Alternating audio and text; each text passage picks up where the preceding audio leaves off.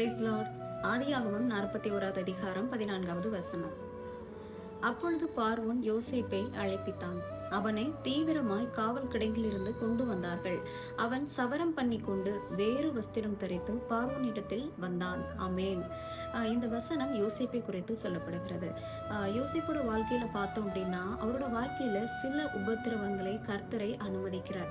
அதுல முதலாவது என்ன அப்படின்னா, யோசேப்போட சொந்த குடும்பமே அவரை பகைத்து, அதாவது தன்னுடைய கூட பிறந்த சகோதரர்களே அவரை பகைத்து அவர் மேல பொறாமைப்பட்டு ஒரு குழியில போட்டுறாங்க. அது மட்டும் இல்லாம இஸ்மவேலர்கிட்ட 20 வெள்ளிக்காசுக்கு வித்துறாங்க. அந்த இஸ்மவேலர்கள் எகிப்து தேசத்துக்கு கொண்டு போய் போத்திபார் என்பவரிடத்துல யோசேப்பை விலக்கி கொடுத்துறாங்க. ஆனாலும் கர்த்தர் யோசேப்போட இருந்ததுனால யோசேப்பு செய்கிற காரியங்கள் எல்லாமே வாய்க்குது.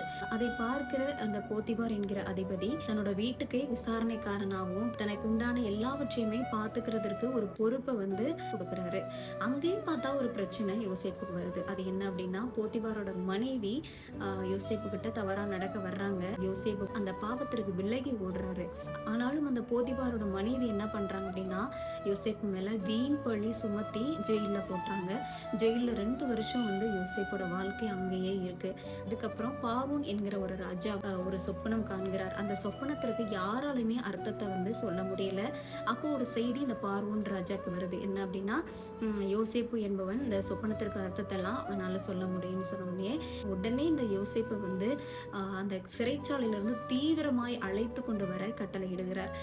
அப்போதான் யோசேப்போட அடையாளமே மாறுது. அந்த சிறைச்சாலை வஸ்திரத்தை கழட்டி போட்டுட்டு வேறு வஸ்திரம் தரித்து பார்வோன் முன்பாக யோசேப்பை நிறுத்துறாங்க. பார்வோன் என்ன சொப்பனம் கண்டாரோ அதற்குரிய அர்த்தத்தை கர்த்தர் யோசேப்புக்கு வெளிப்படுத்தினார். அதனால அதற்குரிய அர்த்தத்தை யோசேப்புனால சொல்ல முடியுது. உடனே இந்த பார்வோன் என்ன பண்றாரு அப்படின்னா, தேவன் உனக்கு இந்த காரியத்தை வெளிப்படுத்தினதுனால உன்னை போல ஒரு ஞானவான் யாருமே இல்லைன்னு சொல்லி அந்த எகிப்து தேசத்துக்கே அதிகாரியா மாத்துறாரு. பாருங்க எவ்வளவு பெரிய உயர்வு. கொஞ்ச நேரம் முன்னாடி வரைக்கும் யோசேப்போட வாழ்க்கை ஒரு சிறைச்சாலையின் அனுபவமா இருந்தது. ஒரு உபத்திரவத்தின் பாதையில அவருடைய வாழ்க்கை இருந்தது. ஆனா கர்த்தர் யோசேப்போட இருந்ததுனால அப்படியே தலைகீழா மாறிடுச்சு இல்லையா? இதே போல நம்மளுடைய வாழ்க்கையிலையும் நடந்திருக்கலாம். நம்மளுடைய சொந்த குடும்பமே நம்மளை பகைத்திருக்கலாம், இல்ல மற்றவர்கள் நமக்கு செய்த தீங்கா இருக்கலாம். இப்படி எதுவாக இருந்தாலும் கர்த்தர் நம்மளோட இருப்பாரானால் அந்த தீமையில தான் ஒரு நன்மையவே நமக்காக வச்சிருக்கிறாரு. கர்த்தர் நம்மளோட இருக்கணும் அப்படின்னா நம்ம ஆண்டவருக்கு உண்மையா இருக்கணும். 2வது பாவத்திற்கு விலகி ஓடுகிறவர்களாக இருக்கணும். அப்போதான் கர்த்தர் நம்மளோட இருப்பார். அவர் நம்ம கூட இருக்கும்போது மனிதர்கள் என்ன நமக்கு தீமை செய்தாலும் அந்த தீமையில தான் ஆண்டவர் நமக்கான நன்மையை வைத்திருக்கிறார்.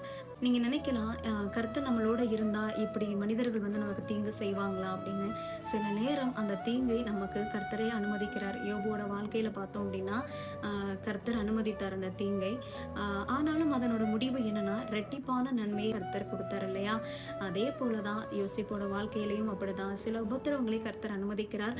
ஆனா அதனோட முடிவு என்னன்னா, பெரிய ஒரு உயர்வு. கர்த்தர் நம்மளோட வாழ்க்கையிலும் சில உபத்திரவங்களை, சில தீமைகளை நம்மளுடைய வாழ்க்கையில அனுமதிக்கிறார் அப்படின்னா அதனோட முடிவு ஒண்ணு உயர்வு, இன்னொன்னு ரெட்டிப்பான ஆசீர்வாதம். ஸோ இன்றைக்கு உங்களுடைய வாழ்க்கை இருக்கிற நிலைமையை பார்த்து நீங்கள் சோர்ந்து போயிடாதீங்க. ஒரு நம்பிக்கையற்ற சூழ்நிலையாக கூட இருக்கலாம்.